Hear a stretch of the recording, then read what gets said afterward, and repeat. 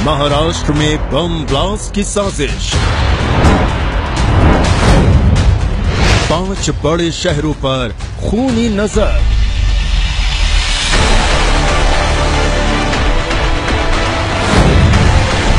घर के अंदर बम की फैक्ट्री। यहीं से पास में आगे जाकर इसी गली में वैभव राउत की दुकान है। वहां से बताते हैं कि बम बनाने का सामान मिला है, वहां से सल्फर और डेटोनेटर्स बरामद हुए हैं। दुकान में बारूद का गोदाम। एबीपी न्यूज पर मौत की साजिश का खुलासा।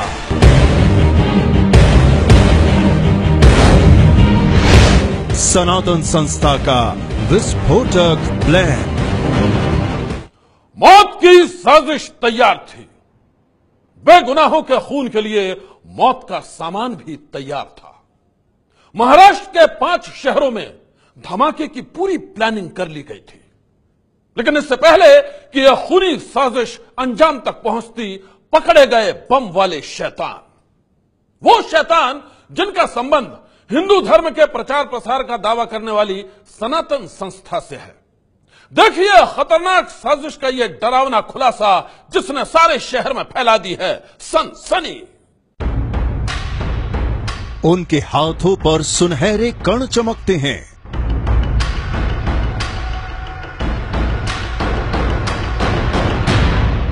उनके बाल सोने की लड़ियों में बदल चुके हैं।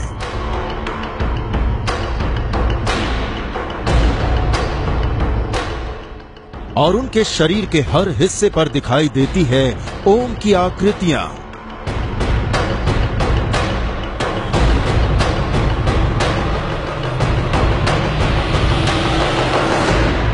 जिस सनातन संस्था के संस्थापक H.H. आठवले के चमत्कारिक दावों की कहानी पूरी दुनिया में मशहूर है, जिस सनातन संस्था पर इंसानों को सम्मोहित करने का आरोप लगता रहा है, जिस संस्था पर पाखंड और अंधविश्वास के प्रचार का इल्जाम है,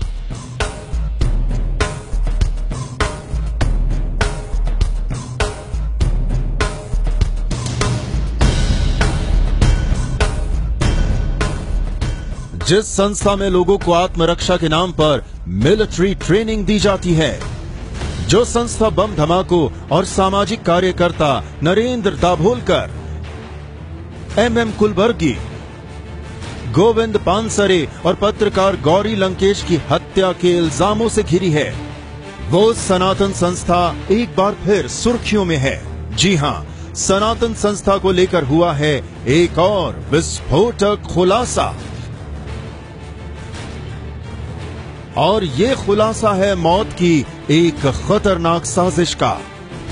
ATS की टीम ने सनातन संस्था से जुड़े एक शख्स के घर में बमों की फैक्ट्री का पर्दाफाश किया है।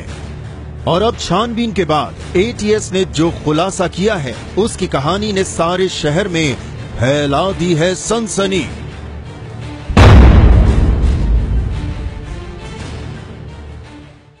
जिस सनातन संस्था पर पहले भी कई संगीन आरोप लग चुके हैं, वो एक बार फिर विवादों में है। एक बार फिर सनातन संस्था चर्चा में है। दरअसल महाराष्ट्र ATS यानी एंटी टेररिज्म स्क्वाड को यह खबर मिली थी कि सनातन संस्था से जुड़े एक शख्स के घर में कुछ गड़बड़ चल रही है। खबर पक्की थी, और जब ATS की एक टीम ने वहां छापा मारा तो सामने आई ये सनसनीखेज कहानी। ये तस्वीर पालघर के नाला सोपारा इलाके की है, जहां गुरुवार देर शाम पुलिस ने अचानक इस घर पर छापा मारा। दरअसल ATS टीम को खबर मिली थी कि इस घर की पहली मंजिल पर रहने वाला वैभव राउत नाम का शख्स संदिग्ध गतिविधियों में शामिल है। ATS को वैभव राउत के बारे में ये भी पता चला था कि वो सनातन संस्था का पुराना पदाधिकारी है, लेकिन छापेमारी में जो खुलासा हुआ उसने सबके होश उड़ा दिए। ATS की टीम को वैभव राउत के घर से 8 देसी बम मिले। यही नहीं, छानबीन के दौरान घर से कुछ दूरी पर वैभव राउत की दुकान से बड़ी मात्रा में सल्फर और डेटोनेटर्स मिले। उन विस्फोटकों से करीब 2 दर्जन बम बनाए जा सकते थे। इस खुलासे के बाद ATS की टीम देर रात तक डॉग स्क्वाड की मदद से वैभव राउत के घर की छानबीन करती रही। बम बारूद की बरामदगी के बाद फोरेंसिक की टीम भी जांच में शामिल हो गई। रिहायशी इलाके में इतनी बड़ी मात्रा में बम और विस्फोटक की बरामदगी से हर कोई सन्न रह गया। ऐसे में अब सवाल ये था कि सनातन संस्था से जुड़े वैभव राउत ने अपने घर और दुकान में मौत का ये सामान क्यों जुटाया है। हिंदुत्ववादी संगठन सनातन संस्था फिर एक बार विवादों में है। हम इस वक्त मुंबई से सटे नाला सुपारा में हैं और इस बस्ती में ये जो घर आप देख रहे हैं, इस घर की पहली मंजिल से वैभव राउत को महाराष्ट्र एटीएस ने हिरासत में लिया है। एटीएस सूत्रों के मुताबिक इस घर से 8 क्रूड बम, 8 देसी बम बरामद किए गए बीती रात भर जो छापा चला उसमें। और यहां से कुछ ही दूरी पर इसी गली में आगे जाकर दुकान है वैभव राउत की। वहां से बताते हैं कि बम बनाने का सामान मिला है, सल्फर मिला है और डेटोनेटर्स मिले हैं। और ये जानकारी मिल रही है कि बीते कई दिनों से वैभव राउत रडार पर था। महाराष्ट्र एटीएस के उसकी गतिविधियों पर नजर रखी जा रही थी और बीती रात छापा मारकर उसको हिरासत में ले लिया गया। सनातन संस्था से जुड़े वैभव राउत के घर में बम और विस्फोटकों की बरामदगी के बाद इलाके में खलबली मच गई, लेकिन लोग खामोश थे। एक दो लोग जो सामने आए वो वैभव राउत के पक्ष में ही बोल रहे थे। यहाँ तक कि उन्होंने छापेमारी को एटीएस और सरकार की साजिश करार दिया। जैसे आप बोल रहे एटीएस ने कार्रवाई करके उसको आतंकवादी ठहराने की जो कोशिश हो रही है, वही कोशिश जो मालेगांव में हुई थी वही कोशिश यहाँ पे हो रही है। चतुर्वेदी जी को जैसे दोषी ठहराया और 6 साल के बाद उन्हें निर्दोष मुक्तता की माननीय हाईकोर्ट ने और सुप्रीम कोर्ट में भी जाएगा, वैसे ही वैभव राउत जी को भी फंसाने की कोशिश कर रही है। लेकिन हमें पूरा भरोसा है कोर्ट के ऊपर कि ये आगे जाके उनको छोड़ना ही पड़ेगा, क्योंकि वैभव राउत ऐसे किसी भी कार्रवाई में या किसी ऐसे कोई भी चीजों में लिप्त नहीं है, वो ऐसा कर ही नहीं सकते। एटीएस सूत्रों के मुताबिक वैभव राउत सनातन संस्था के लिए काम करता था। हालांकि वो आधिकारिक तौर पर संस्था का सदस्य नहीं था। वहीं राउत के दोस्तों का कहना है कि वो एक सामाजिक कार्यकर्ता है जो गोवंश की रक्षा से जुड़ी गतिविधियों से जुड़ा है।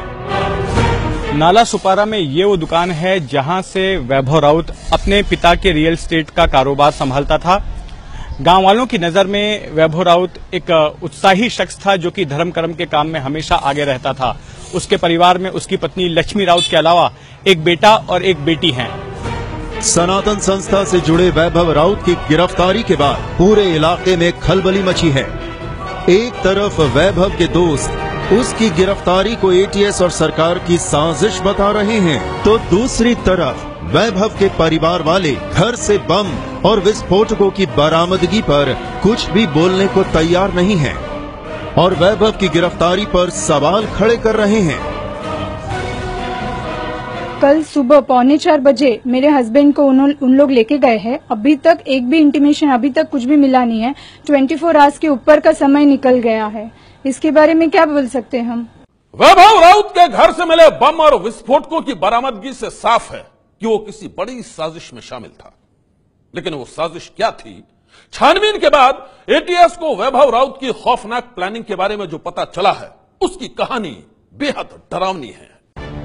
महाराष्ट्र एटीएस ने सनातन संस्था से जुड़े वैभव राउत की गिरफ्तारी के बाद जो खुलासे किए हैं, उसकी कहानी किसी को भी डरा सकती है।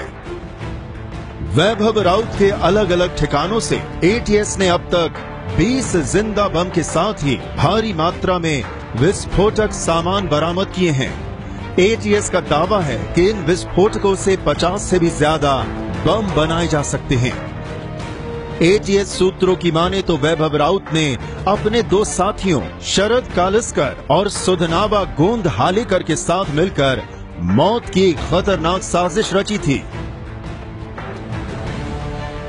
इनकी योजना महाराष्ट्र के पुणे, सतारा, सोलापुर, नाला सुपारा और मुंबई में बम धमाकों की थी। ये इन 5 शहरों में बम धमाके कर बेगुनाहों की जान लेना चाहते थे। लेकिन इससे पहले कि इनकी ये खतरनाक साजिश अंजाम तक पहुंचती, एटीएस ने वैभव राउत के साथ ही उसके दोनों साथियों को भी गिरफ्तार कर लिया। महाराष्ट्र एटीएस ने इस मामले में वैभव राउत समेत अन्य 2 आरोपियों को गिरफ्तार किया है। इन दोनों के नाम कळसकर और गोंधळेकर बताए जा रहे हैं और इन्हें पुणे और नाला सोपारा से गिरफ्तार किया गया है। पुलिस के मुताबिक इन तीनों ने मिलकर ही देसी बम बनाए थे। पुलिस अब वैभव राउत के घर के आसपास के परिसर के सीसीटीवी फुटेज खंगाल रही है। इसकी छानबीन की जाएगी, जांच की जाएगी और ये पता लगाया जाएगा कि वैभव राउत के घर कौन कौन व्यक्ति आता जाता था और उनकी पहचान की जाएगी। अगर इस मामले में ये सामने आता है कि वैभव राउत के घर अन्य लोग भी इसी सिलसिले में आते थे तो उनकी गिरफ्तारी भी की जाएगी। वैभव राउत की गिरफ्तारी के बाद सनातन संस्था का कहना है कि वो उसका सदस्य नहीं है, लेकिन ताज्जुब की बात तो ये है कि इसके बाद भी वो उसका बचाव कर रही है। एटीएस की कार्रवाई का विरोध करते हुए सनातन संस्था का कहना है कि सियासी कारणों से वैभव राउत को फंसाया गया है। जितनी मुझे जानकारी है वो अच्छे गोरक्षक है, गोरक्षण का एक अच्छा कार्य करते हैं। हिंदू गोवंश रक्षा समिति के माध्यम से वो कार्य करते हैं और हिंदू जनजागृति समिति के लिए जो आंदोलन होते रहते हैं, जो उपक्रम होते रहते हैं, जैसे अलग अलग संगठन उसमें सहभागी होते रहते हैं, उसमें भी उनका कभी कभार सहभाग था। बीच के कालावधि में उनके अड़चनों के कारण नहीं थे। भले ही सनातन संस्था ये दावा कर रही हो कि वैभव राउत उसके लिए काम नहीं करता था, लेकिन सनातन संस्था का ये दावा गले नहीं उतरता। वैभव राउत गोवंश रक्षा समिति के लिए काम करता था, जो कि सनातन संस्था के साथ काम करती थी। इसके अलावा जिस तरह से वैभव की गिरफ्तारी के बाद सनातन संस्था उसकी मदद के लिए आई और उसे कानूनी सहायता पहुंचा रही है, उससे भी शक की सुई सनातन संस्था की ओर ही जाती है।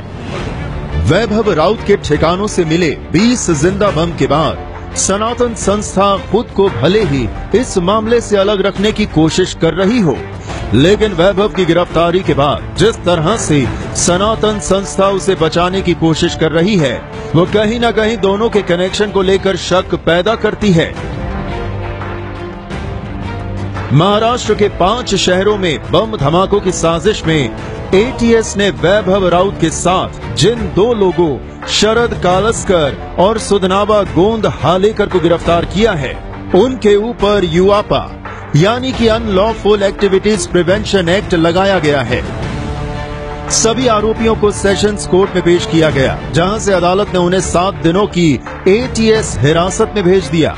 वहीं इस गिरफ्तारी के बाद आरोपियों के वकील का कहना है कि वो गौ रक्षा से जुड़े हैं और इसलिए एटीएस ने एक साजिश के तहत उन्हें फंसाया है। बिल्कुल मेरा यही मानना है कि गोरक्षकों को फंसाया जा रहा है, क्योंकि वैभव राउत के विरोध में, क्योंकि ये टाइप का जो जिला छोड़ देने का जो आदेश गृह मंत्रालय दे रही थी, हमने चीफ मिनिस्टर को भी कंप्लेंट की थी, हमारे कोई चिट्ठी का जवाब वहां से नहीं आया। हर साल बकरीद के समय वो आदमी एंटी सोशल बन जाता है और बाकी समय वो एकदम सोशल होता है और बकरीद के वो 20 दिन वो एकदम एंटी सोशल बन जाता है और उनको गुस्सा था होम मिनिस्ट्री को और एटीएस को कि हमारे विरोध में कंप्लेंट करता है, तो इसलिए उसको फंसाया गया, हमारा मानना है। सनातन संस्था से जुड़े वैभव राउत की गिरफ्तारी के बाद महाराष्ट्र में धमाकों की साजिश की जो कहानी सामने आई है वो बेहद डराने वाली है। यहां हम आपको यह भी बता दें कि सनातन संस्था पहली बार शक के घेरे में नहीं है। सनातन संस्था पर पहले भी कई संगीन आरोप लग चुके हैं और अब देखिए, अक्सर विवादों से घिरी रहने वाली सनातन संस्था आखिर है क्या और ये करती क्या है। सनातन संस्था साल 1999 में शुरू हुई थी। ये संस्था मुख्यतः आध्यात्म, शिक्षा और धर्म के क्षेत्र में काम करती है, लेकिन सनातन संस्था के पदाधिकारी अपना मुख्य उद्देश्य बताते हैं देश में हिंदू राष्ट्र की स्थापना। देश में हिंदू राष्ट्र की स्थापना और इसके लिए संस्था से जुड़े लोगों को बाकायदा मिलिट्री ट्रेनिंग देने का आरोप है। गोवा की राजधानी पंजिम से करीब 80 किलोमीटर के फासले पर यह है वलपई इलाके का जंगल। ये वही जंगल है जिसका जिक्र सनातन संस्था के मैनेजिंग ट्रस्टी वीरेंद्र मराठे ने एक अंग्रेजी अखबार को दिए हुए इंटरव्यू में किया था। वीरेंद्र मराठे के मुताबिक ऐसे ही जंगल में सनातन संस्था के 15 सदस्यों को हथियार चलाने, रस्सी पर चलने, दुश्मन के हमले से बचने और जंगल में छुपने की ट्रेनिंग दी गई थी। चूंकि सनातन संस्था के पास लाइसेंसी हथियार नहीं थे, इसलिए ऐसे स्थानीय लोग जिनके पास में लाइसेंस वाले हथियार थे, उनसे उनके हथियार किराए पर लिए गए और सनातन संस्था के सदस्यों को हथियार चलाने की ट्रेनिंग दी गई।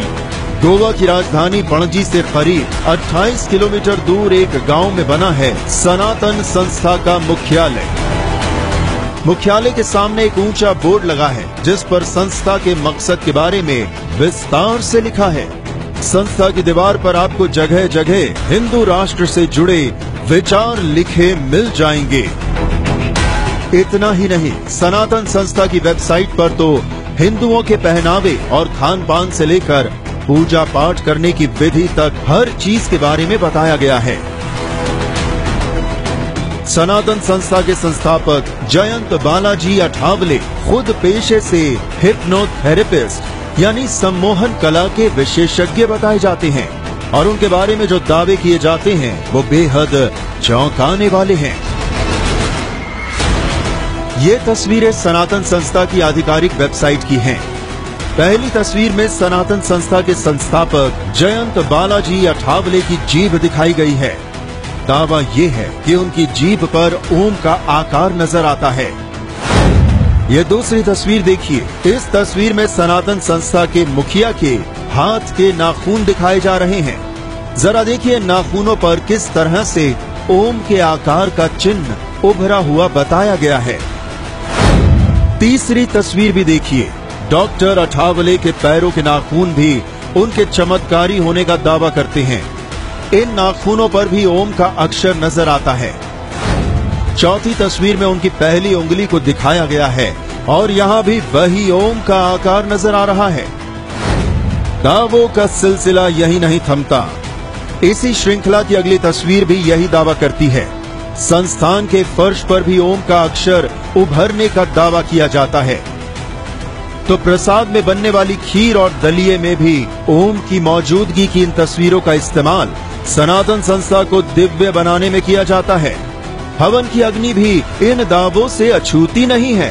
और तो और पूजा में इस्तेमाल होने वाली धूप को भी देखिए। बुझने के बाद उसकी राख की तस्वीर को भी ओम का प्रतीक बनाकर सनातन संस्था ने अपनी वेबसाइट पर डाला है। सनातन संस्था को शुरू हुए 20 साल भी नहीं हुए हैं, लेकिन इल्जामों की फेहरिस्त काफी लंबी हो चुकी है। गोवा, कर्नाटक और महाराष्ट्र के कई थानों में सनातन संस्था के खिलाफ कई केस दर्ज हैं। सनसनी में आगे हम आपको दिखाएंगे उन्हीं केसों से जुड़ी डरावनी कहानी। सनातन संस्था यह नाम है उस संगठन का जो सिर्फ 19 साल पहले शुरू हुआ था। इन 19 सालों में कई बम धमाकों के साथ संस्था का नाम जुड़ा। कई मर्डर केस में गिरफ्तार हुए संस्था से जुड़े लोग। और अब वैभव राउत की गिरफ्तारी के बाद एक बार फिर सनातन संस्था पर उठ रहे हैं सवाल। डॉक्टर नरेंद्र दाभोलकर, MM कलबुर्गी, गोविंद पानसरे और गौरी लंकेश पाखंड, अंधविश्वास और समाज की कुरीतियों के खिलाफ लड़ने वाले 4 चेहरे। कोई डॉक्टर, कोई साहित्यकार, कोई सामाजिक कार्यकर्ता तो कोई पत्रकार। लेकिन ये चारों लोग अब इस दुनिया में नहीं हैं। इन चारों की गोली मारकर हत्या कर दी गई। आप ये जानकर हैरान रह जाएंगे कि इन चारों हत्याओं के बाद सनातन संस्था पर लगे थे बेहद संगीन इल्जाम। जी हां, वही सनातन संस्था जिसके एक पदाधिकारी वैभव राउत के घर और दफ्तरों से मुंबई ATS ने जब्त किया है बम और बारूद का जखीरा। वैभव राउत की गिरफ्तारी के बाद एक बार फिर सवालों के घेरे में है सनातन संस्था। सनातन संस्था से जुड़े वैभव राउत की गिरफ्तारी पर ATS का दावा है कि उसके पास उसके खिलाफ पुख्ता सबूत है। लेकिन बम धमाकों की जिस साजिश की बात ATS के अधिकारी कर रहे हैं उसकी पूरी कहानी अभी सामने